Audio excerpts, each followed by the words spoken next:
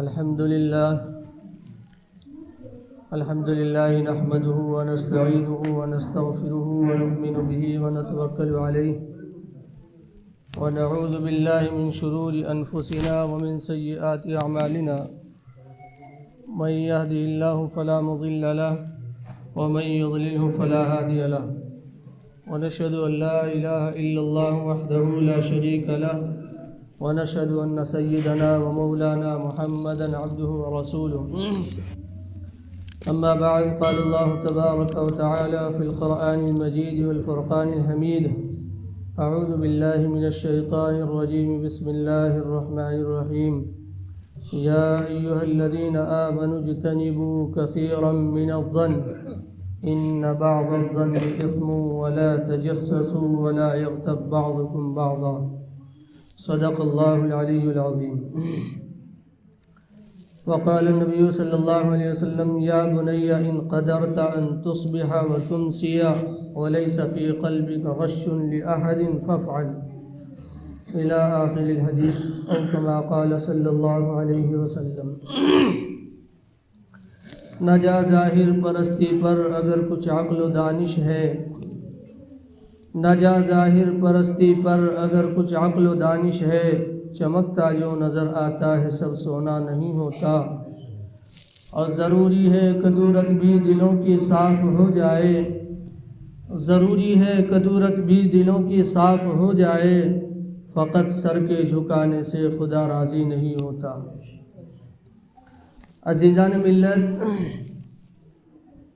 قابل قدر سامعین کرام، اسٹیج پر تشریف فرما معزز اور ہمارے نہایت مشفق و کرم فرما حضرت قاری عرفان علیمی صاحب جو ہمارے بڑے ہیں، اور اس کے علاوہ دیگر علماء کرام جو یہاں تشریف فرما ہیں۔ صحیح بات یہ ہے کہ حضرت والا کی موجودگی میں گفتگو کرنا یہ ہم چھوٹوں کا کام نہیں ہے۔ اللہ رب العزت والجلال نے ہمارے حضرت کو بہت ساری خوبیوں سے مالا مال فرمایا ہے۔ مختصراً یہ کہ آپ صاحب قال بھی ہیں اور صاحب حال بھی ہیں۔ بزرگوں سے نسبت نے ہمارے حضرت قاری صاحب کو نہایت بلند مقام عطا کیا ہے، اور سچی بات یہی ہے کہ جو بھی بزرگوں سے جڑتا ہے بھلے وہ ذرہ ہو، لیکن بزرگوں کی نگاہ کرم کے نتیجے میں وہ آفتاب بن جایا کرتا ہے۔ بہرحال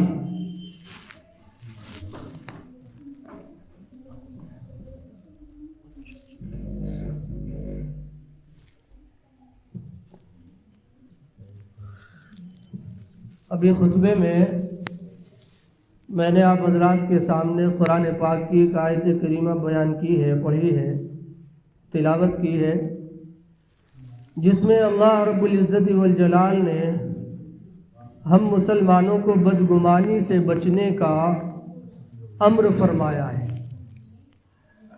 میرے عزیزو بھائیو، بدگمانی ایک سماجی ناسور ہے۔ بدگمانی نہایت خطرناک چیز ہے۔ بدگمانی اللہ سے ہو یا بدگمانی مخلوق سے ہو، اس کے نہایت خطرناک ثمرات ہیں۔ بدگمانی کو کہیے کہ آج چونکہ یہ ہمارا مل بیٹھنا اور ہماری جمعیت علماء کے زیر اہتمام جو الحمدللہ لونی بھر میں پروگرامات جاری ہیں، اور اسی سلسلے کی ایک کڑی کے طور پر آپ کی مکی مسجد کا آج کا یہ مبارک پروگرام بھی ہے۔ گویا نام رکھا گیا اصلاح معاشرہ۔ اصلاح معاشرے کا مطلب یہ کہ معاشرے کے اندر جو خرابیاں پیدا ہو گئی ہیں، جنہوں نے مسلم سماج کو مسائل سے دوچار کیا ہے، ان خرابیوں کی نشاندہی کی جائے، اور ان کی نشاندہی کرنے کے بعد ان کا راست علاج اور حل تجویز کیا جائے۔ بتلایا جائے کہ یہ خرابیاں میرے اور آپ کے اندر پیدا ہو گئی ہیں اور ان خرابیوں کے یہ نقصانات ہیں جن کی وجہ سے ہمارے مسلم معاشرے کا چین اور سکون غارت ہو کر رہ گیا ہے۔ اور اے خدا کے بندو، اس خطرناک اور مہلک بیماری سے بچنے کا واحد راستہ اور حل یہ ہے، اس کا نام ہے اصلاح معاشرہ۔ تو بیماریاں ہمارے معاشرے کے اندر بے شمار ہیں، ایک دو نہیں ہیں، جن میں سے ہر ایک بیماری، ہر ایک خرابی اپنے اندر اتنے سنگین خطرات لیے ہوئے ہیں کہ اگر کوئی اور خرابی اور خامی نہ ہوتی، تنہا وہ خرابی ہوتی، تو وہ ہمارے معاشرے کو فساد اور برباد کرنے کے لیے تنہا کافی۔ لیکن افسوس ہے کہ ہمارا معاشرہ دن بدن خرابیوں کی زد میں آتا جا رہا ہے، ہمارے اندر بے شمار خرابیاں پیدا ہوتی جا رہی ہیں، اور افسوس ہے ہم لوگوں کو اس کا احساس تک نہیں۔ وائے ناکامی متاع کارواں جاتا رہا، وائے ناکامی متاع کارواں جاتا رہا، کارواں کے دل سے احساس زیاں جاتا رہا۔ ہماری مایا لٹ رہی ہے اور ہمیں احساس تک نہیں ہے کہ ہم کہاں جا رہے ہیں۔ سارا آوے کا آوا بگڑا پڑا ہے، معاشرتی ڈھانچے کو تباہ و برباد کر دیا گیا، اور معاشرتی تانے بانے کو ایک ایک کر کے ادھیڑ دیا گیا ہے، اس کی بکھیاں ادھیڑ دی گئی ہے، اور ہم لوگ نتیجے کے طور پر نہایت بے چینی، بے سکونی کی زندگی بسر کر رہے ہیں۔ ان خرابیوں سے نہ ہمیں ہمارا مال بچا سکتا ہے، نہ ہماری اعلیٰ نسبی بچا سکتی ہے۔ ان خرابیوں سے بچنے کا واحد راستہ یہ ہے کہ ان خرابیوں کو اپنے معاشرے سے دور کیا جائے۔ قرآن پاک کی جو آیت کریمہ میں نے آپ حضرات کے سامنے تلاوت کی ہے، اس میں اللہ رب العزت والجلال نے ایک ایسی ہی خرابی کا ذکر فرمایا ہے۔ اللہ تعالیٰ فرماتا ہے، اے ایمان والو تم بدگمانی سے بچو۔ اس لیے کہ قرآن کے الفاظ تو اے ایمان والو تم گمان سے بچو، اس لیے کہ جو ہے بعض گمان گناہ ہوا کرتے ہیں۔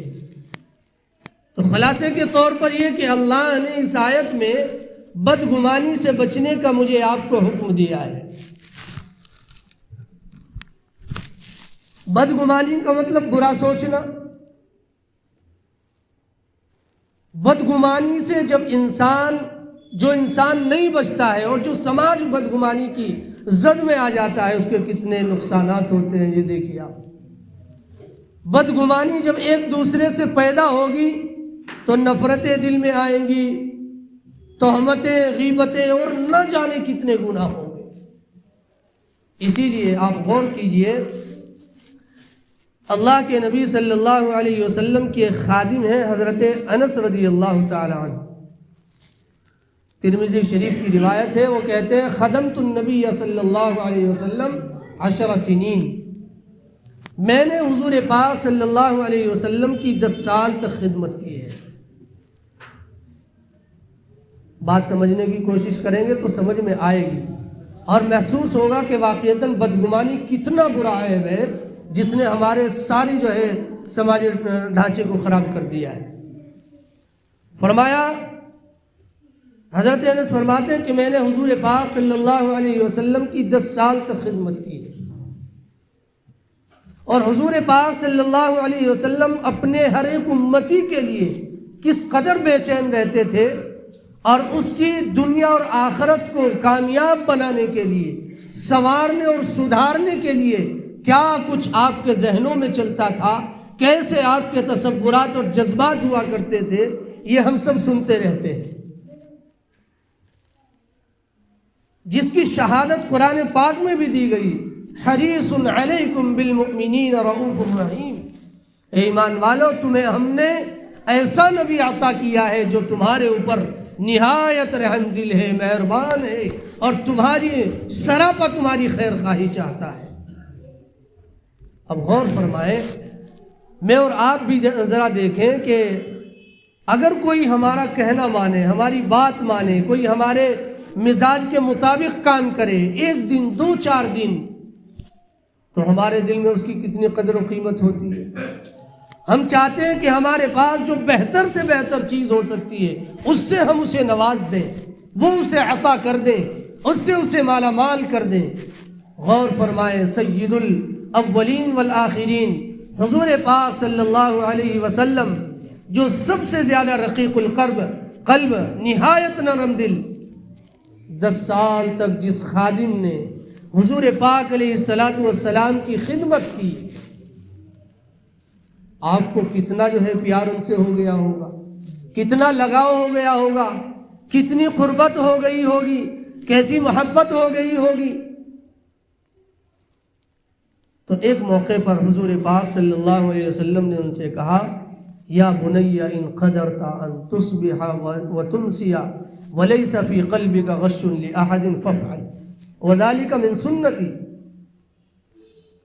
فرمایا، اے پیارے بیٹے، میں تمہیں ایک بات بتاؤں، ذرا دیکھو کسے بتا رہے ہیں؟ جس نے 10 سال تک خدمت کی ہے، یعنی اس کا مطلب یہ ہے کہ نصیحت بڑی اہمیت کی حامل ہے، کیونکہ حضور پاک علیہ السلام اپنے اس خادم کو بتلا رہے ہیں جس نے 10 سال خدمت کی ہے، اور پھر بتلانے کا انداز کچھ عجیب طرح کا ہے، گویا یہ خاص خزانہ ہے جو میں آپ کو دے رہا ہوں۔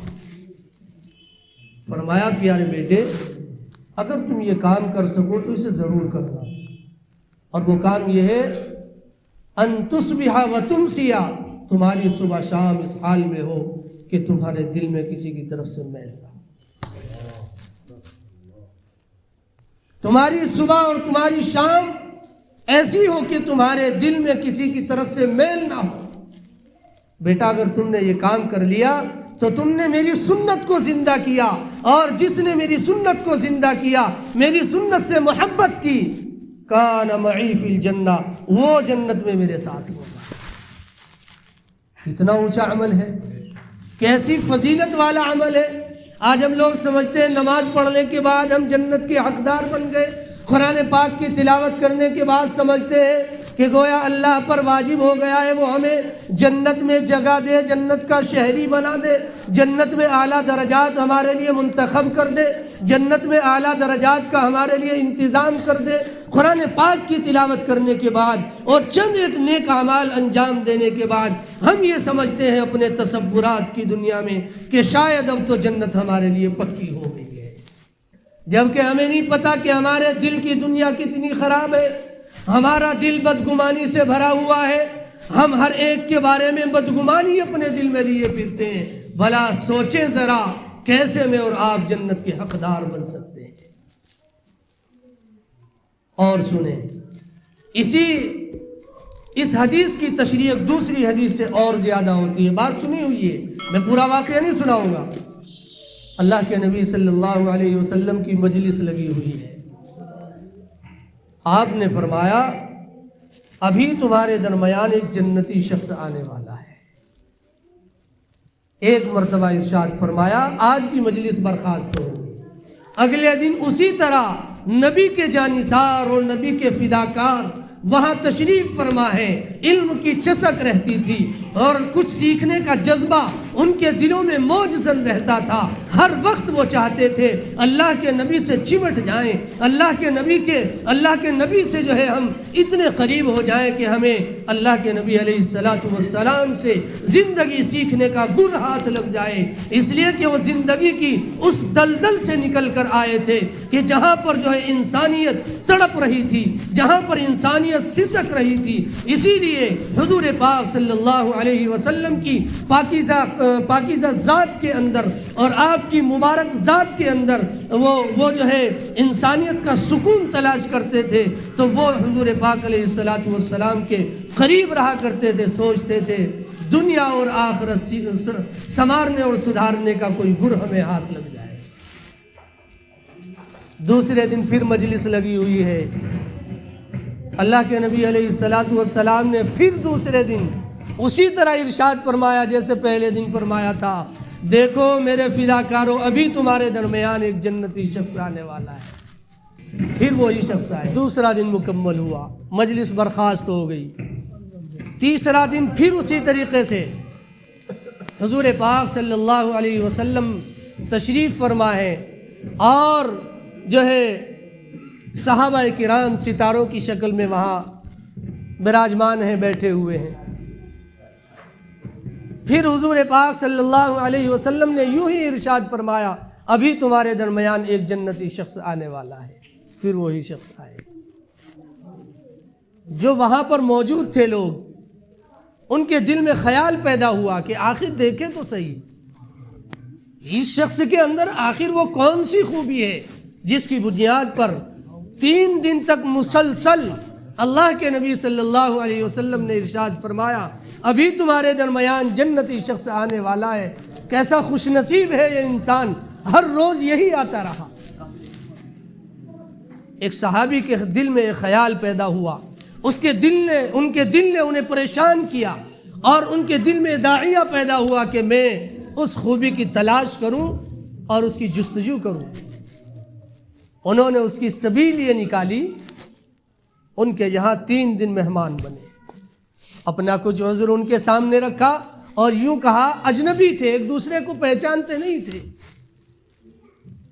لیکن ان کے یہاں مہمان بنے 3 دن تک۔ سب کام کاج پیچھے چھوڑ دیا ہے۔ یہ ہوتے ہیں آخرت کے طلبگار، یہ ہوتے ہیں اللہ کے چاہنے والے، یہ ہوتے ہیں رسول اللہ کی شریعت پر مر مٹنے والے۔ سارے کاموں کو چھوڑ دیا ہے، اب نبی کی زبان سے نکلا ہوا وہ اس جملے کی تحقیق کرنی ہے کہ 3 دن تک مسلسل آپ فرماتے رہے تمہارے درمیان جنتی شخص آنے والا ہے۔ ہمیں اس خوبی کی تلاش ہے، ہمیں اس قیمتی جوہر کی تلاش ہے، ہمیں وہ بیش قیمت سوغات چاہیے جس کے بارے میں بار بار حضور پاک صلی اللہ علیہ وسلم ان صحابی کے بارے میں فرماتے رہے۔ 3 دن تک ان کے مہمان بنے۔ چنانچہ دن بھی اور رات بھی پوری ریکارڈ کرتے رہے، محفوظ کرتے رہے۔ ایک ایک عمل پر گہری نظر تھی، اس لیے کہ کچھ دیکھنا چاہتے تھے، کھوجنا چاہتے تھے۔ اوہو، آج ہم بھی کہتے ہیں اللہ سے بدگمان ہوتے ہیں، ابھی بدگمانی کا ذکر چل رہا ہے، اللہ سے بدگمان ہوتے ہیں، اللہ ہم نماز پڑھتے ہیں، اللہ ہم قرآن پڑھتے ہیں، ہم آپ کا نام لیتے ہیں، اے اللہ ہم نے مسجدیں بنائی، ہم جو ہے اللہ آپ کی راہ میں خرچ بھی کرتے ہیں، پھر بھی ظالم حکمراں ہمارے اوپر مسلط کر دیے ہیں۔ ہم اللہ سے اپنے دلوں میں شکوہ رکھتے ہیں، لیکن میرے بھائیوں، میرے اور آپ کے اندر اور صحابہ کرام کے اندر کتنا فرق ہے، اسے غور کیجیے۔ ہم جو ہے خرابیاں تلاش کرتے ہیں، وہ خوبیاں تلاش کیا کرتے تھے۔ جی ہاں، ہم خرابیاں تلاش کرتے ہیں، وہ خوبیاں تلاش کیا کرتے تھے۔ ایک بزرگ اللہ والے کی خدمت میں ایک نوجوان جا رہے تھے، انہوں نے سوچا جب جا رہا ہوں اپنے ایک دوست کو بھی ساتھ لیتا چلوں۔ کہنے لگے بھائی میں اپنے ایک بزرگ کی خدمت میں جا رہا ہوں، میرا ان سے اصلاحی تعلق ہے، آپ بھی میرے ساتھ چلے گئے۔ واپس آئے کچھ دیر بیٹھنے کے بعد، جتنی دیر وہاں رہے ہوں گے، واپس آنے کے بعد کہنے لگے بھائی ہمارے حضرت کیسے لگے آپ کو؟ کہنے لگے کیا حضرت تھے؟ بولتے تو کچھ ہے نہیں، پان کھاؤ، جا بیٹھے رہے۔ اللہ اکبر۔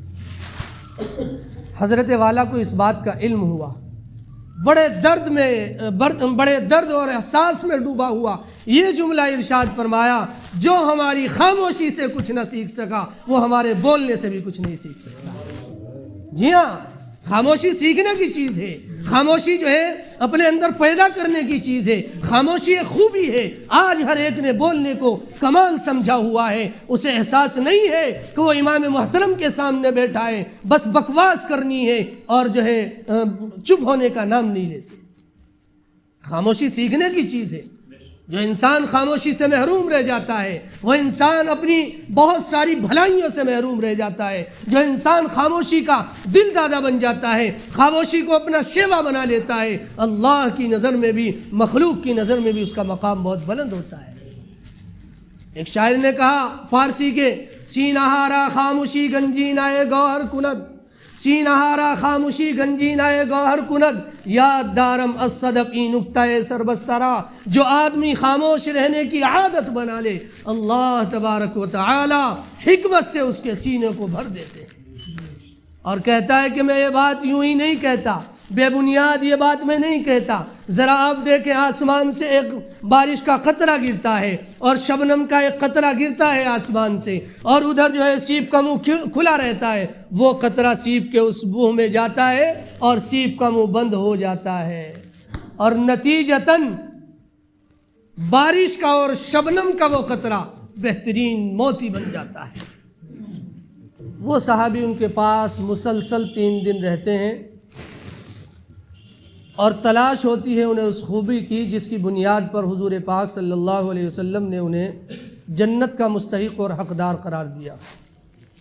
3 دن گزارنے کے بعد وہ چلنے لگتے ہیں، اور اس وقت میں یہ سارا ماجرا ان کے سامنے بیان کرتے ہیں کہ آپ اللہ کے نبی علیہ السلام کی خدمت میں مسلسل 3 روز آتے رہے، اور حضور پاک علیہ السلام کی زبان نبوت سے آپ کے لیے مستقل جو ہے جنت کی بشارت نکلتی رہی۔ میرے دل میں یہ خیال پیدا ہوا میں بھی جو ہے اس خوبی کا مشاہدہ کر لوں جس کی بنیاد پر حضور پاک علیہ السلام نے آپ کو جنت کا مستحق قرار دیا ہے۔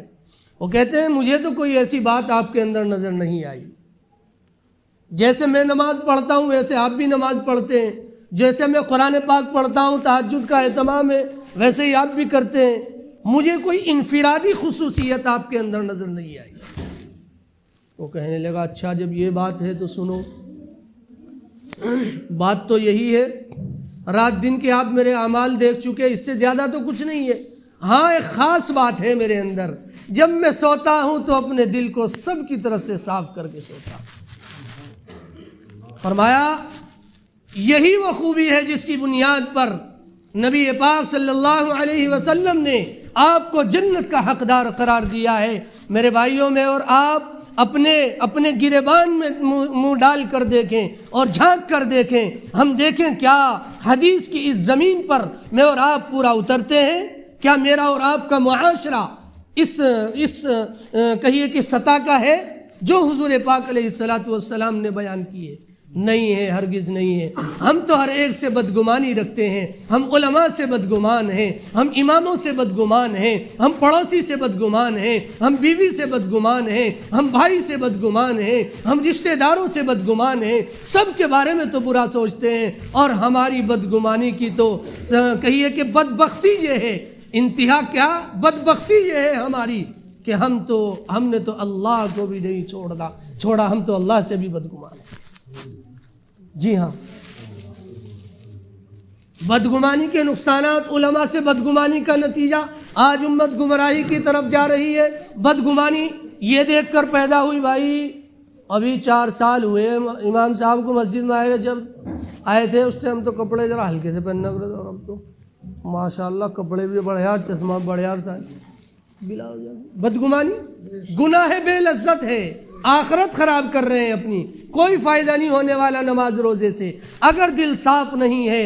اللہ نے صاف اعلان فرمایا الا من اتى اللہ بقلب سلیم، بروز قیامت صرف وہ شخص کامیاب ہوگا جو یہاں قلب سلیم لے کر آئے گا، قلب منیب لے کر آئے گا۔ واتبع سبیل من اناب الی، قلب منیب اور قلب سلیم وہ ہے کہ جو ان تمام اندرونی بیماریوں سے پاک ہے۔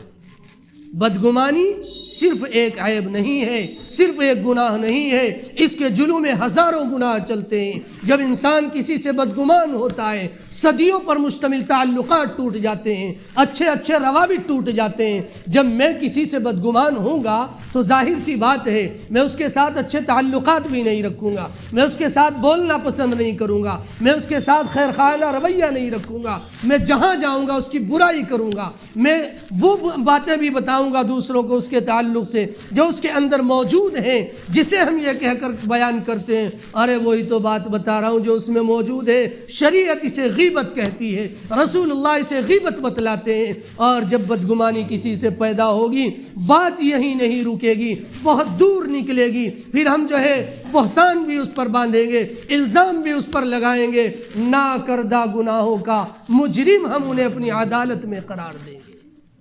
میرے بھائیوں دیکھا اپنے بدگمانی کا نقصان، یہ بدگمانی ہے جس نے آج ہمارے معاشرے کو تباہ و برباد کر دیا ہے. ہمیں ہمارے علماء سے کاٹ دیا, ہمیں ہمارے ائمہ سے کاٹ دیا, ماں باپ کو اولاد سے کاٹ دیا, اولاد کو والدین سے کاٹ دیا, شوہر کو بیوی کی نظر میں مجرم بنا دیا, اور بیوی کو جو ہے شوہر کا نافرمان بنا کے کھڑا کر دیا. یہ بدگمانی ہے جس نے ہمارے معاشرے کا بیڑا غرق کیا ہے. اللہ کے بندو, اگر اپنی دنیا بنانا چاہتے ہو, اگر اپنی آخرت سدھارنا چاہتے ہو, تو بدگمانی کے اس مرض سے اپنے آپ کو نجات دے لو. یقین کرو اور آج سے ہی دیکھو میری آپ کی زندگی میں کیسا انقلاب آئے گا. کل سے انشاءاللہ جو ہماری زندگی کے اندر صبح ہوگی وہ اس صبح سے الگ ہوگی جو اب تک ہماری زندگی کے اندر صبح ہوا کرتی تھی. اور کل سے انشاءاللہ پھر جو شام آئے گی اس کا بھی رنگ, اس کا بھی ڈھنگ, اس کا بھی مزاج سب کچھ بدلا ہوا ہوگا. اس لیے میرے بھائیو اپنے دل کی دنیا پاک کرو, بدگمانی سے اپنے آپ کو بچاؤ, اور اپنے آپ کو جو ہے اپنے معاشرے کو بدگمانی سے بچاؤ. دیکھا آپ نے کتنے نقصانات ہیں بدگمانی کے. اور سنیے یہیں پر بات نہیں رکتی. جیسے ابھی میں نے کہا جب انسان تنہا ہوتا ہے اس کے دل میں احساسات کا ایک سیلاب امڑتا ہے, طرح طرح کے جذبات پیدا ہوتے ہیں, اور جذبات کے نتیجے میں چلتے چلتے دل ہی دل میں اس کی ایک گفتگو جاری ہوتی ہے, خود کلامی کا سلسلہ ہوتا ہے, وہ اپنے آپ میں باتیں کر رہا ہوتا ہے. وہ کہتا ہے یار میں اور اللہ, میں نے تو اللہ کی اتنی وفاداری کی اور اللہ کا میرے ساتھ میں یہ معاملہ. انفرادی طور پر بھی اپنا اور رب کا موازنہ کرتا ہے, قومی اعتبار سے بھی اپنا اور رب کا موازنہ کرتا ہے. ایک طرف شرابی اور کبابی لوگ ہیں, ایک طرف بت پرست قوم ہے, ایک طرف ایمان والی قوم ہے جو کم از کم نماز روزہ تو کرتے ہیں, جو کم از کم اللہ کو اللہ تو مانتے ہیں, جو اس کے رسول کو آخری رسول تسلیم کرتے ہیں. اللہ کتنا ناانصافی کرنے والا ہے کہ العیاذ باللہ کہ انہیں تو جو ہے گدی پر بٹھایا ہوا ہے اور ہمیں نالی کے کیڑے مکوڑوں کی طرح بنایا ہوا ہے. یہ خیالات پیدا ہوتے ہیں. میرے بھائیو قصور رب کا نہیں ہے. رب نے فرمایا وما ربک بظلام للعبید, تیرا پروردگار تیرے اوپر ذرہ برابر ظلم کرنے والا نہیں ہے. لوگوں کو عداوتیں ہمارے چہرے سے نہیں ہے, ہماری خصلتوں سے ہے, ہماری عادتوں سے ہے, ہمارے برے کردار سے ہے. آپ جدھر برائی کے میدان میں جائیے مسلمان آپ کو وہاں اس کا ہیرو نظر آئے گا. شرابی میدان میں جائیے مسلمانوں کی ایک لمبی فہرست ہے. میں ایک جگہ سفر کر رہا تھا, جا رہا تھا, ایک پولیس والا جو ادھر ہی کہیں فرید آباد میں جس کی ڈیوٹی ہے کہہ رہا تھا ملا جی برا مت مانیو. میں نے کہا بتاؤ بھائی. کہ اللہ تمہاری قوم جو ہے, قوم کے نوجوان نشے پر بہت لگ رہے ہیں. میں نے بھائی برا ماننے کی کیا بات ہے, یہ تو سچائی ہے. تو خرابی تو خود ہم نے پیدا کی ہے نا. لائٹ کو کون پھینکے گا جب تک یہ صحیح روشنی دے رہی ہے؟ جب تک ہم اپنے کردار سے مومنانہ صفات کو دوسروں کے سامنے متعارف کراتے رہیں گے, کون ہم سے منہ موڑ سکتا ہے؟ لوگ سینے سے لگاتے ہیں ایسے لوگوں. اس لیے میرے بھائیو بدگمانی سے بچو. اللہ تبارک و تعالی نے جو حضور پاک صلی اللہ علیہ وسلم نے حدیث قدسی میں بیان فرمایا انا عند ظن عبدی بی, میں اپنے بندوں کے ساتھ ان کے گمان کے حساب سے معاملہ کرتا ہوں. جی ہاں, اس لیے اللہ سے اچھا گمان رکھو. اس لیے کہا گیا کہ جب بندہ دنیا سے جا رہا ہو اور دنیا کو الوداع کہہ رہا ہو, اس وقت میں اس کا گمان اللہ سے کم از کم اس وقت میں اچھا ہونا چاہیے. اس کے سامنے اللہ کی نعمتوں کا ذکر کرو, اس کے سامنے جو ہے اچھی اچھی باتیں کرو تاکہ اس کا اللہ سے گمان اچھا ہو. جب اس کا گمان رب سے اچھا ہوگا وہ دنیا سے اس حالت میں جائے گا کہ رب تو بڑا غفور الرحیم ہے, رب بخشنے والا ہے, رب انشاءاللہ العزیز میرے ساتھ بھی مغفرت کا معاملہ کرے گا. تو حدیث قدسی ہے انا عند ظن عبدی بھی, میں اپنے بندوں کے ساتھ ان کے گمان کے حساب سے معاملہ کرتا ہوں.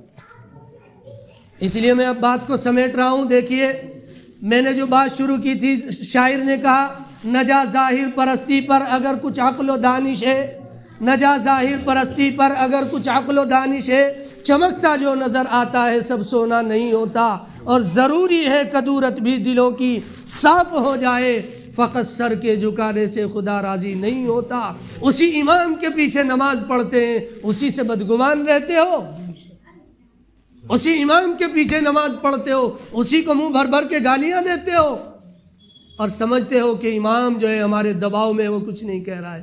میرے بھائیو، جو آدمی خاموش رہتا ہے، جو آدمی زبان سے جواب نہیں دیتا، اللہ تبارک و تعالیٰ اس کی طرف سے جواب دیتا ہے، اس لیے کہ وہ مظلوم ہے، اور مظلوم کی پکار رب براہ راست سنتا ہے۔ یہ مت سوچو ہم نے امام کو دبا دیا، ہم نے علماء کو دبا دیا۔ وہ اپنی شرافت نفس کی وجہ سے، شریعت کی تعلیم کی بنیاد پر اگر آپ کو کچھ نہیں کہتے، اپنی زبان کو انہوں نے لگام دیا، اعلیٰ کردار کا مظاہرہ کیا، اعلیٰ اخلاق کا مظاہرہ کیا، تو یہ مت سمجھو تم دبنگ ہو گئے۔ اللہ کے قہر و جلال کا کوڑا تمہارے اوپر برسنے والا ہے، اس لیے کہ تم نے نبی کی گدی پر کھڑے ہونے والے ایک امام کا دل دکھایا ہے۔ اس لیے اللہ کے واسطے میں اس لیے کہہ رہا ہوں، ہم بھی نماز کے اس مسلح پر کھڑے رہے 5 سالوں تک، تجربہ خوب کیا ہے۔ اللہ کے واسطے اماموں پر رحم کھایا کرو، بدگمانی کم از کم پیدا نہ کرو۔ اگر کچھ اور نہیں کر سکتے، دے نہیں سکتے، لے نہیں سکتے، کم از کم اللہ کے بندو بدگمانی تو پیدا نہ کرو۔ بدگمانی عموماً کس وجہ سے ہوتی ہے، یہ بات بتا کے پھر ختم کروں، حضرت والا دعا فرما دیں گے۔ عام طور سے بدگمانی اس وجہ سے ہوتی ہے کہ ہم جلد باز بہت ہیں، فائنل ڈیسیژن ایک دم لے لیتے ہیں۔ اب مثال کے طور پر دیکھا امام صاحب کو، امام صاحب نے کان میں لیڈ لگا، امام صاحب تم تو گانے بھی سنو۔ اللہ کے بندے، تو یہ پتہ ہے گانے سن رہا ہے، اتنی سی بات پر فیصلہ کر لیا، گانے سن رہے، اتنی سی بات پر۔ دیکھا امام صاحب کو ایک گاڑی بہترین جو ہے انہوں نے لی ہوئی ہے، اس پہ جا رہے، اچھا جی اب تو گاڑی بھی لے لی بھائی، یعنی بلا وجہ کے جو ہے گمان۔ ایسی سینکڑوں مثالیں آپ کو مل جائیں گی۔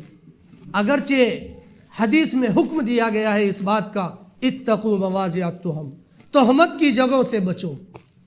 اللہ کے نبی علیہ الصلاۃ والسلام ایک مرتبہ مسجد میں تشریف فرما ہے، اعتکاف کی حالت میں ہے۔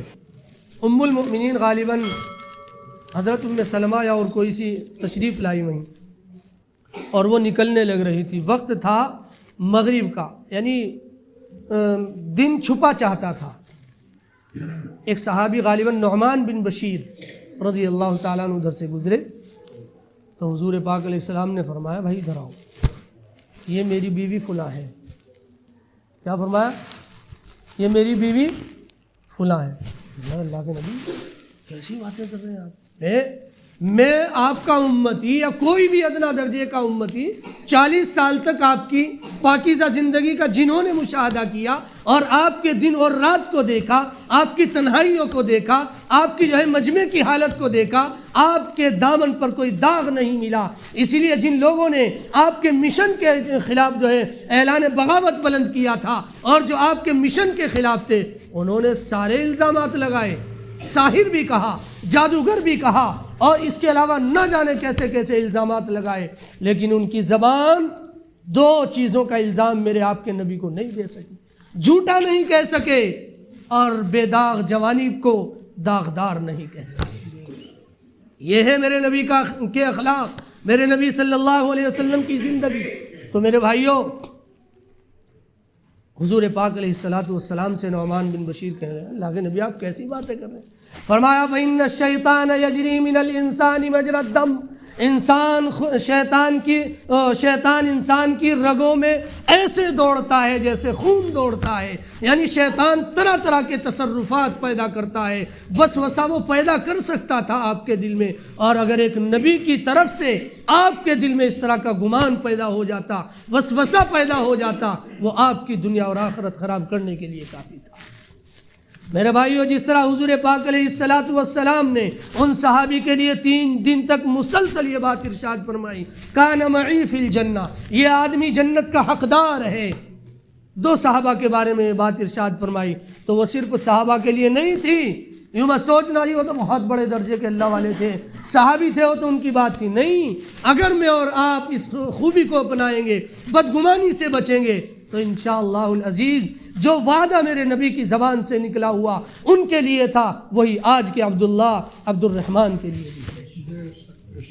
ضرورت اس بات کی ہے کہ ہم اپنے آپ کو بدلیں، اپنے مزاج کو بدلیں، اپنی سوچ کو بدلیں. ہم کسی کو کچھ دے نہیں سکتے. دیکھیے یہاں پر ایک جملہ یاد آیا دیہاتیوں کا، بڑے بوڑھوں کا، کہتے ہیں نیک نیت منزل آسان.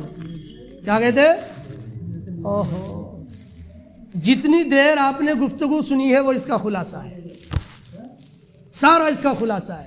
بڑے بوڑھوں کی باتوں میں بڑا دم ہوتا ہے. ایک زمانہ تھا کبھی جب بڑے بوڑھے بچوں کو، نوجوانوں کو اپنے قریب رکھا کرتے تھے، نوجوان بھی ان کے قریب ہوتے تھے. اب دنیا بدل رہی ہے، وقت کروٹ لے رہا ہے، تباہی کی طرف بہت تیزی کے ساتھ دوڑ رہا ہے. بوڑھا بھی موبائل پہ ننگی تصویریں دیکھتا ہے اور نوجوان بھی اپنی جو ہے جوانی کو برباد کر رہا ہے. یہ ہے اصل جو ہے ہماری اور آپ کی ذلت اور رسوائی کا سبب.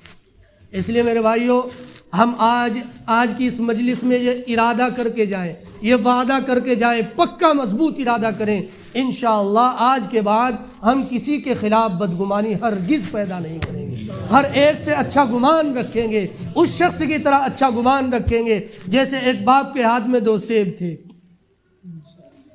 اور ایک بچے کے ہاتھ میں 2 سیب تھے.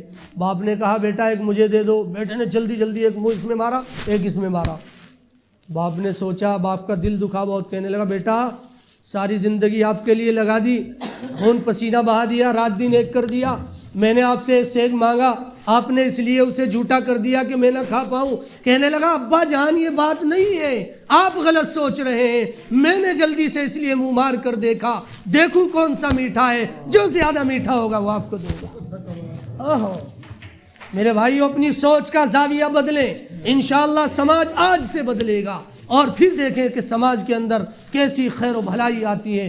آج ہم جو والدین کو سسکتا ہوا، بلکتا ہوا دیکھتے ہیں، اپنی ہر خواہش کو پورا کرتے ہیں، ان کے لیے دوائی کے پیسوں کا انتظام نہیں کرتے، وہ بھیک مانگ کے اپنے دوائی کے پیسوں کا انتظام کرتے ہیں. سردی گرمی آ رہی ہے، ہم اپنے بچوں کے لیے انتظام کرتے ہیں، اپنے والدین کے لیے انتظام نہیں کرتے. بنیادی سبب پتہ ہے کیا ہے؟ اولاد بدگمان ہے والدین سے. جی ہاں، اور بھی اسباب ہو سکتے ہیں لیکن بنیادی سبب یہ ہے شوہر اگر بیوی کے حقوق ادا نہیں کر رہا ہے، بیوی اگر شوہر کے حقوق ادا نہیں کر رہی ہے اور اس سے رشتے تک ختم ہو رہے ہیں بدگمانی کی بنیاد پر. شوہر اپنی بیوی کی کال ڈیٹیل چیک کرتا ہے، آج صبح سے شام تک کہاں بات کری، دکھا موبائل. بتاؤ بھائی ہے ایسا نہیں ہے؟ ارے بولو نوجوانوں، ہمارے پاس کیس آتے ہیں، ہم ریئل بولتے ہیں، ہم مشاہدہ بتاتے ہیں، سنی سنائی بات نہیں بتاتے. اللہ کی قسم بدگمانی نے ہمارے معاشرے کو تباہ و بربادی کے آخری کگار پر لگا دیا ہے. اس لیے مسلمانوں، بس وہی بات ہے امام مالک نے کہا تھا، مسلمان ہر زمانے میں انہی خوبیوں کو اپنا کر کامیاب ہو سکتا ہے جن خوبیوں کو اپنا کر پہلا طبقہ یعنی صحابہ کرام کا طبقہ کامیاب ہوا. آئیے صحابہ کرام کے نقش قدم پر چلیے، اپنے دل کو ہر ایک کے لیے صاف کیجئے. ابو بکر سے کچھ جو ہے ہلکی سی زبانی طور پر نوک جھوک ہو گئی عمر کی شان میں، ابو بکر جھک جاتے ہیں فوراً، عمر معاف کر دیجئے. معاملہ صرف یہی کا نہیں ہے، معاملہ صرف یہی کا نہیں ہے، آخرت بھی ہے. عمر معاف کر دیجئے. اتنا بڑا، اتنے اعلیٰ درجے کا صحابی، نبوت کے بعد سب سے اعلیٰ افضل مقام رکھنے والا، جسے خیر البشر کہا گیا، خیر البشر بعد الانبیاء بالتحقیق، فوراً جھک جاتا ہے. اس لیے میرے بھائیوں بدگمانی سے بچیں، بدگمانی سے بچیں اور اپنے آپ کو صحیح راہ پر لگائیں. اپنی سوچ کا جو ہے زاویہ بدلیں، سوچ کا انداز بدلیں. جیسے ابھی ہم نے بچے کی مثال دی، اللہ تبارک و تعالی ہمیں عمل کرنے کی توفیق مرحمت فرمائے. وآخر دعوانا ان الحمد للہ رب العالمین.